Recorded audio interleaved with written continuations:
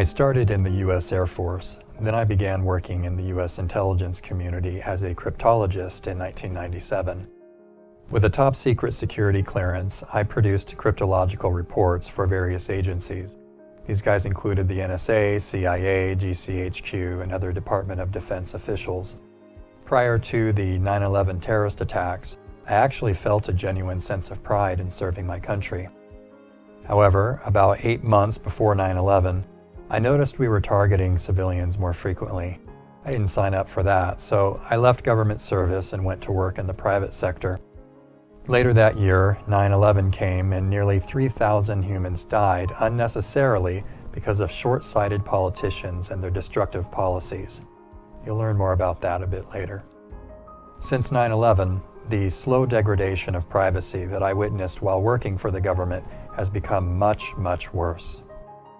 Today, dysfunctional governments and gigantic data mining corporations track every aspect of our existence, far worse than any of Orwell's nightmares. And even when they're not abusing our data, they're losing it to hackers who inevitably find ways to exploit the exploiters. These attacks would never occur if our personal information was truly private. Writing my books over the years, I've compiled thousands of pages of technical and economic data to substantiate the information in this film and on our Gini website.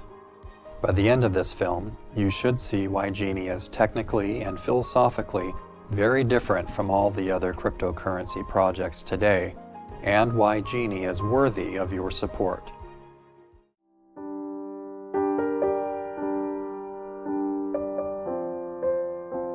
After 9/11, all the wraps came off for NSA, and they decided to, between the White House and NSA and CIA, they decided to eliminate the protection of the U.S. citizens and collect on domestically.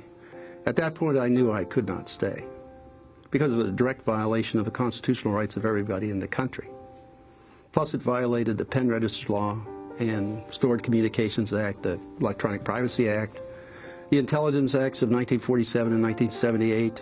I mean, it was just a whole series of, plus all the laws covering federal communications governing telecoms. I mean, all those laws are being violated, including the Constitution, and that was a decision made that wasn't going to be reversed, so I could not stay there. They've assembled on the order of 20 trillion transactions about U.S. citizens with other U.S. citizens.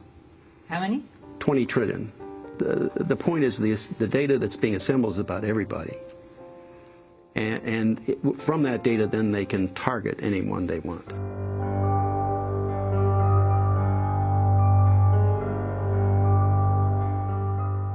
Even if you're not doing anything wrong, you're being watched and recorded, and the storage capability of these systems increases every year consistently by orders of magnitude.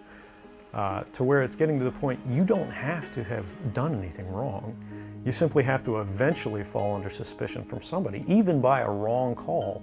And then they can use the system to go back in time and scrutinize every decision you've ever made, every friend you've ever discussed something with, and attack you on that basis to sort of derive suspicion from an innocent life and paint anyone in the context of a wrongdoer.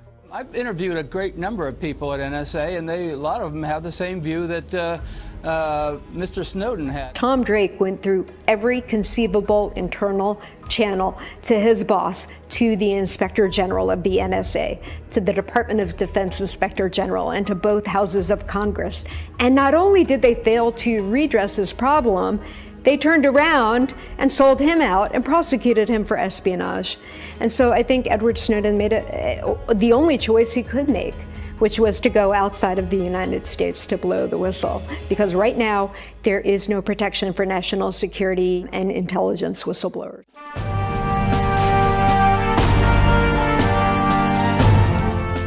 The objective of this system is nothing less than the elimination of individual privacy worldwide. And at first glance, that might seem like it's a bit hyperbolic, like it's a little bit melodramatic, but it isn't. It's a literal description of what the NSA and its closest surveillance partners are attempting to achieve.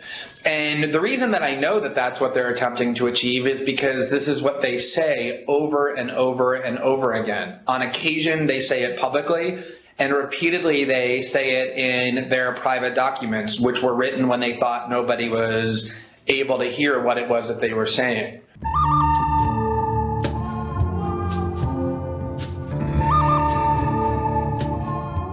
Collecting metadata is the supreme priority of the agency, not because it protects people's privacy, but precisely because it enables the NSA to invade people's privacy more effectively than the interception of content. And I think sometimes it's difficult to understand that in the abstract, but it's easy to understand it when concrete examples are used. And so if you can imagine, for example, a woman who decides that she wants to get an abortion, if you're listening in on her phone call, what you will hear is her calling a clinic. The clinic will answer with a generic sounding name like Eastside Clinic or something like that.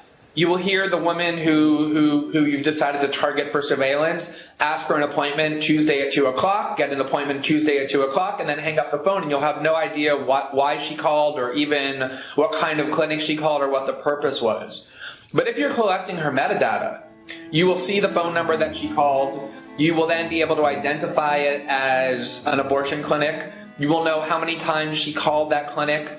And you will have exactly the information that you wouldn't get if you were simply listening to her phone call. The same with somebody who calls a suicide hotline or a drug addiction clinic, or somebody who is speaking with someone who is not their spouse late at night, or any number of other types of intimate activities that human beings engage in that you probably wouldn't be able to apprehend if you're reading their emails or listening to their telephone calls, but that you will instantly be able to understand by collecting their metadata. And then beyond that, there are very sophisticated, increasingly sophisticated tools for analyzing metadata when it's collected en masse, to be able to understand not only who your targets are speaking to, but who those people are speaking to, and to develop a very comprehensive picture of the network of associations and friends of various individuals, but also of the society generally, to have a very invasive understanding of the private behavior, the private associations, the private thoughts. Mass indiscriminate spying goes far beyond metadata. One of the reports that we did in Sweden was about the program X-Keyscore, which is a very important program for the NSA and the GCHQ. But they also have now started to allow their closest surveillance partners, such as Sweden, access to this. It's about the ability to store emails and read them at will, to collect people's browsing histories, their chat logs, and their Google searches, essentially the content of communications of what is being done on the internet as well. That is very much a part of how privacy is being invaded. It is not just metadata. There are programs, including PRISM, that are all about content and not just metadata.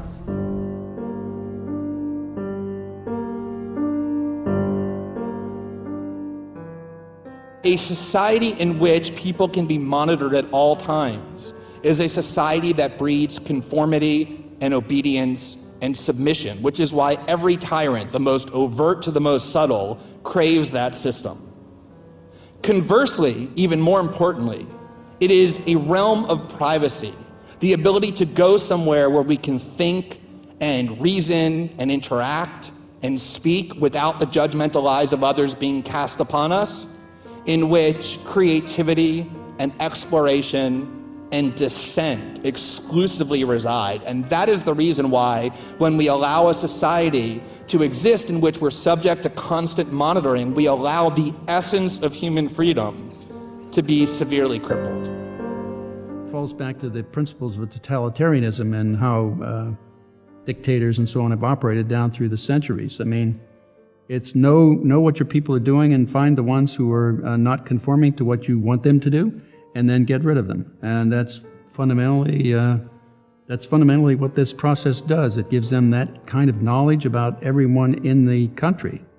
And if you start to speak up about some issue or something, you get noticed, and then they have all that data already assembled on you, and they simply go compile it and look at it and see see how they could influence you to do what they would conceive to be the right thing. The problem is when you lose truth, you get into realms of deception and manipulation, and that is what destroys freedom. You can't really say you're free if you're being manipulated and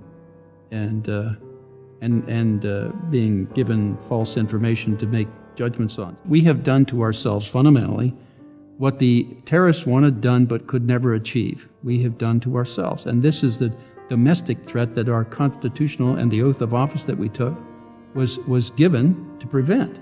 I mean, this is the only way no other country in the world could have done to us what we have done to ourselves. And so this is the time when all good Americans need to stand up and oppose this.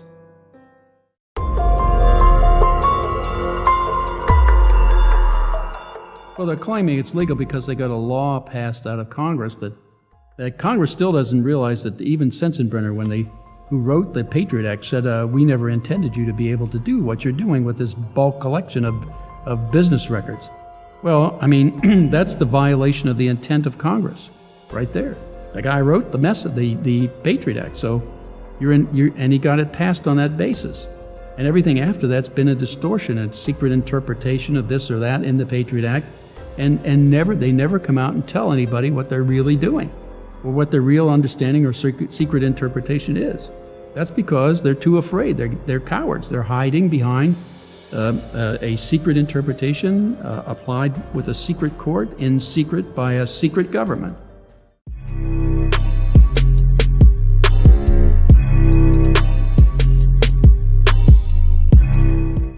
Actually had nothing to do with the budget. They had plenty of a budget to do it. They didn't need any more money to make that happen. See, that was the issue.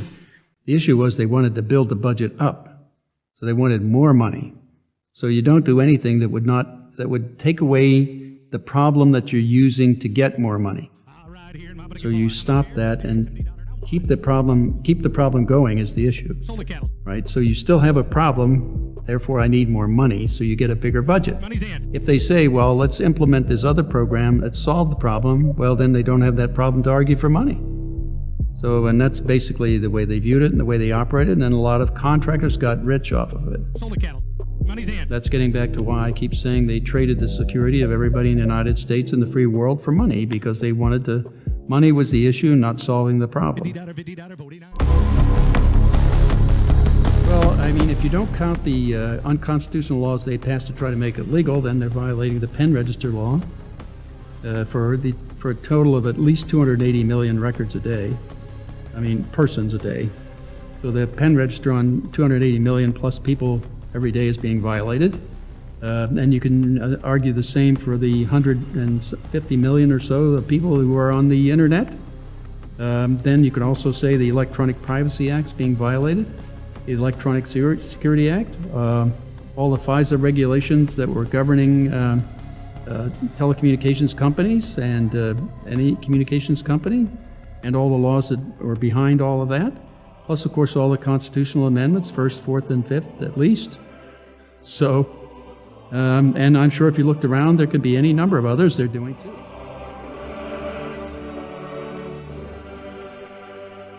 You know, that's a typical way that FBI would do entrapment procedures. They would try to entrap people by pretending to be who they weren't, and soliciting things.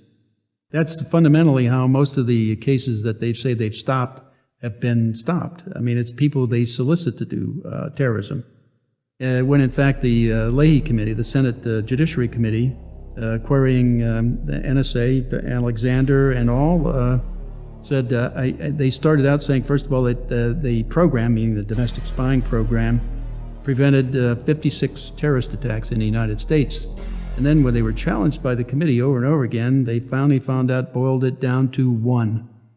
And they said, well, we got this fellow who transferred $8,500 to Al-Shabaab in North Africa, and that was one that this program stopped. Well, if the one end is in North Africa, that's not a domestic collection issue. So the answer is really 0. So their claim that this prevents terrorist attacks is absolutely false. Are they actually doing any good here at all? In other words, have they been able to prevent another 9/11 in part because of this cyber technology? Has it done any good? Not that I can see. I've written 3 books on the NSA, numerous articles, and a documentary for PBS. I've interviewed numerous people. I haven't seen any useful outcome from all this surveillance. No use. These agencies will do basically whatever they want to do and tell whatever story they want to Congress or any other equivalent government organ anywhere in the world. Does the NSA collect any type of data at all on millions or hundreds of millions of Americans? No, sir. Does the NSA routinely intercept American citizens' emails? No. Does the NSA intercept Americans' cell phone conversations? No. Google searches? No. Text messages? No. Amazon.com orders? No. Bank records? We are not authorized to do it, nor do we do it. And the fact is, we do not do that in the United States without a warrant. Those who would want to weave the story that we have millions or hundreds of millions of dossiers on people is absolutely false.